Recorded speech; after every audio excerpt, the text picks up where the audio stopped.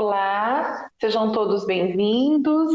Nessa videoaula, nós vamos trabalhar um pouco com a questão da afetividade na relação professor e aluno. Bom, então a afetividade é algo importante, né? Tanto na relação professor-aluno, quanto no processo de ensino e aprendizagem.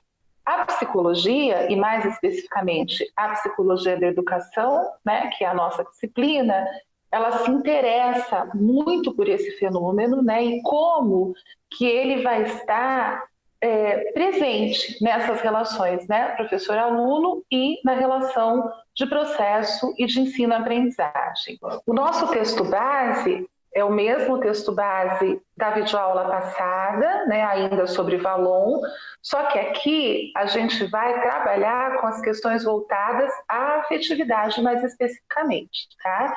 Então é o nosso texto Afetividade do Processo Ensino-Aprendizagem, Contribuições de Henri Vallon, né, que é o texto base que vocês vão fazer a leitura integral. Vamos começar dizendo que o processo de ensino-aprendizagem ele só pode ser analisado como uma unidade, né, dentro da proposta aqui dos autores, pois ensino e aprendizagem são faces de uma mesma moeda. Nessa unidade, a relação interpessoal professor e aluno é fator determinante, né? Esses atores, professor e aluno, eles são concretos e eles são históricos.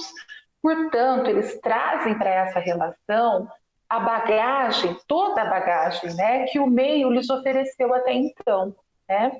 E eles estão ainda em desenvolvimento, então eles já têm uma bagagem, mas também estão em desenvolvimento, né? Desenvolvimento esse que é um processo aberto e um processo permanente.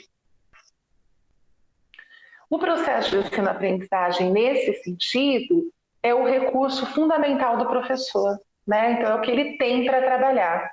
Sua compreensão e o papel da afetividade nesse processo é um elemento que se faz extremamente importante para aumentar a eficácia desse processo de ensino-aprendizagem, né? Assim como para a elaboração de programas de formação de professores. Então, a afetividade ela não é algo que atrapalha, porque durante o tempo a afetividade foi vista assim, não é como aquilo que atrapalharia a cognição, que poderia atrapalhar o processo de ensino-aprendizagem. E o que o Vallon vem trazer para a gente é justamente o contrário, é dizendo que a afetividade ela pode ser uma aliada, né, nesse processo de ensino-aprendizagem.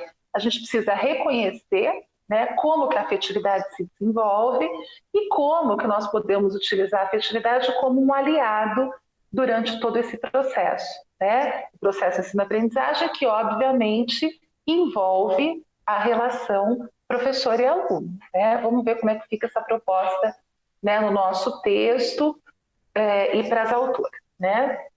No polo ensino, então, a gente tem um professor que, para atingir os seus objetivos, precisa ter clareza de alguns pontos, né? Quais pontos? Primeiro, que confiar na capacidade do aluno é fundamental para que esse aluno aprenda. Que ao ensinar, ele está promovendo o desenvolvimento do aluno e também seu próprio desenvolvimento. Que ao desempenhar todas as suas tarefas no cotidiano escolar, ele revela diferentes saberes, né? Conhecimento específico de sua área e de como comunicá-la aos alunos, as habilidades de relacionamento interpessoal, os conteúdos da cultura, entre outros. Que as emoções e os sentimentos, eles podem variar de intensidade em função do contexto, né? Mas eles vão estar presentes em todos os momentos da vida de todos os sujeitos, interferindo de alguma forma em nossas atividades, qualquer que seja, né? Incluindo a atividade de ensinar e de aprender. No polo aprendizagem, temos um aluno que, né, busca a escola com motivações diferentes, tem características próprias, conforme o seu momento de desenvolvimento, tem saberes elaborados a partir de suas condições de existência, né? Ele funciona de forma integrada, então, como um ser humano, né? Integral que o Vallon busca. Então, ali a gente tem as dimensões afetiva, cognitiva e motora imbricadas, né? E aí as autoras dizem, né, que o grande desafio do professor que teve uma formação na qual a sua integração não foi levada em conta é justamente enxergar esse aluno nessa sua totalidade e nessa sua concretude, né, que é algo que a teoria valoniana almeja. Quando o Vallon ele foi falar sobre afetividade, né, ele vai falar sobre uma evolução desse processo afetivo. E é isso que nós vamos ver um pouquinho agora, né, que também está disponível lá no texto e que, obviamente, vocês retornarão ao texto para uma leitura, né, pormenorizada, uma reflexão mais profunda a partir desses apontamentos aqui da videoaula, tá bom? Então, a afetividade, né, como que está definida lá no texto? Refere-se à capacidade, à disposição do ser humano de ser afetado pelo mundo, né? O mundo externo e o mundo interno, obviamente, por sensações que estão ligadas a tonalidades que são agradáveis ou desagradáveis, né? Ser afetado, por isso a afetividade, é reagir com atividades internas e externas que a situação desperta.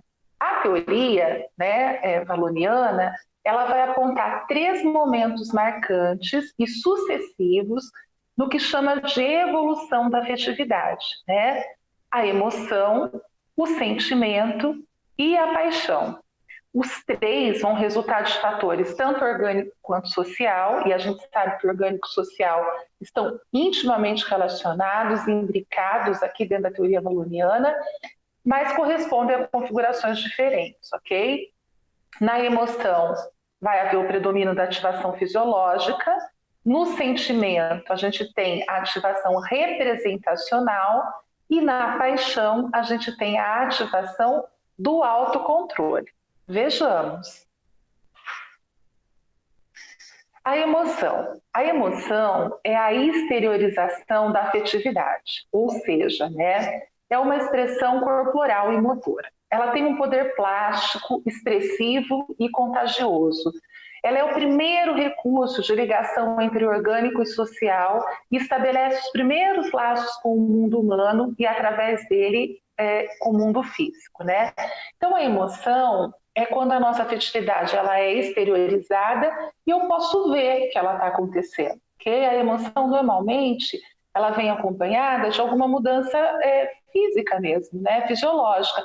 Então, eu posso ver, por exemplo, o rostinho vermelho, a pupila dilatada, né? Então, tem alguma coisa que eu consigo enxergar que uma emoção ali está acontecendo, tá? Ela é contagiosa.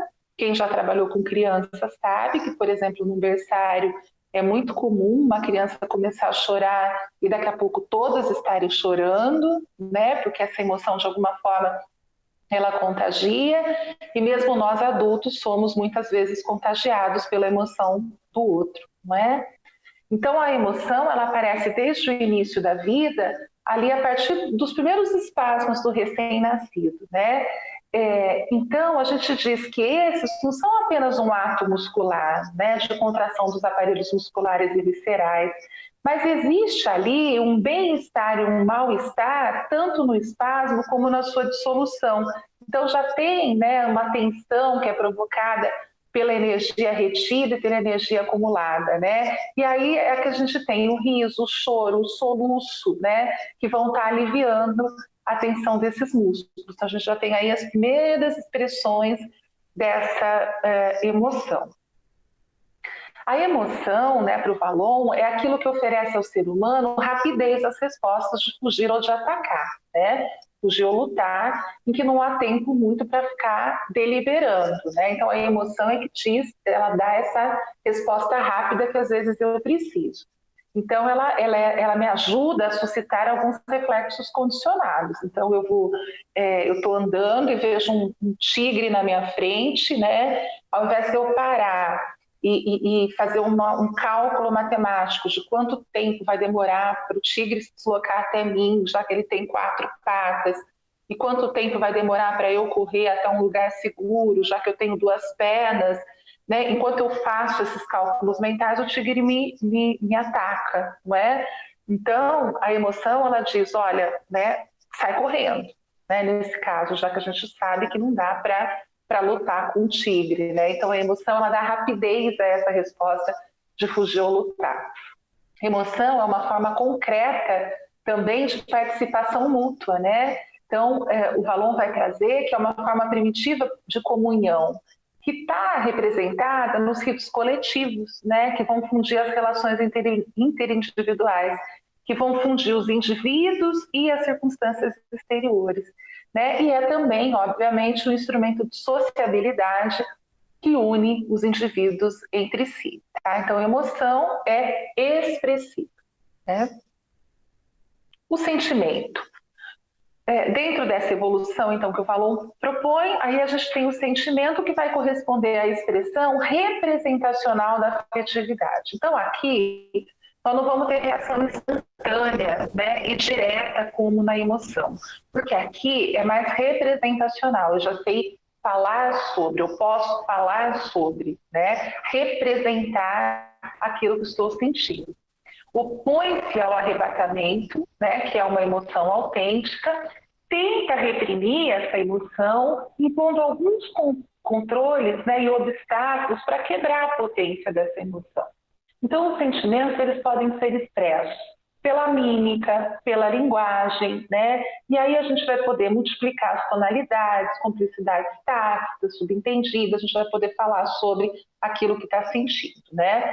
O adulto, ele tem maiores recursos de expressão representacional do que a criança, não é? Então, o adulto ele consegue observar, ele consegue refletir antes de agir, ele sabe onde, como e quando se expressar, né? Nem sempre, mas na maioria das vezes, né?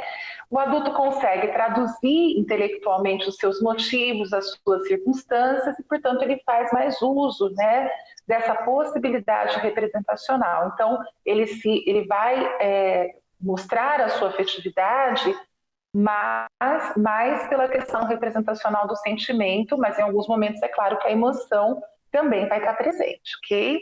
E dando continuidade, né, então, a essa evolução, né, afetiva que o Valon coloca para a gente, nós temos aí a paixão, né? O que a paixão traz? Ela revela o aparecimento do que o Valon chama de autocontrole para dominar uma determinada situação. E para isso, né, tenta silenciar a emoção, né, fazer esse controle de todo esse processo que aparece, né? A gente sabe que a paixão ela se caracteriza, né, muitas vezes pelos ciúmes, pelas exigências, pela exclusividade, e essa evolução da afetividade vai fazer com que o indivíduo consiga autocontrolar essas características, né? Então é uma evolução sim, né? Então, ao invés de sucumbir aos ciúmes, à exigência e a tantas outras questões aí, né, vai existir uma possibilidade de autocontrole afetivo, tá? Não aparece antes do estágio do personalismo, né, que é o estágio que a gente estudou na videoaula passada, né, um dos estágios que estudamos na videoaula passada e que está disponível em todos aqueles textos que deixei indicados para vocês, né, vai aparecer só a partir do personalismo, ok? Então, quando a gente for pensar, né, na afetividade, na relação professor-aluno, o Valon é um psicogenético que pode auxiliar grandemente a entender, né, o que o aluno está tentando expressar nessa relação, né, e utilizarmos esses conhecimentos teóricos da melhor maneira possível, visando sempre uma praxis transformadora, ok? Muito obrigado pela atenção, bom estudo.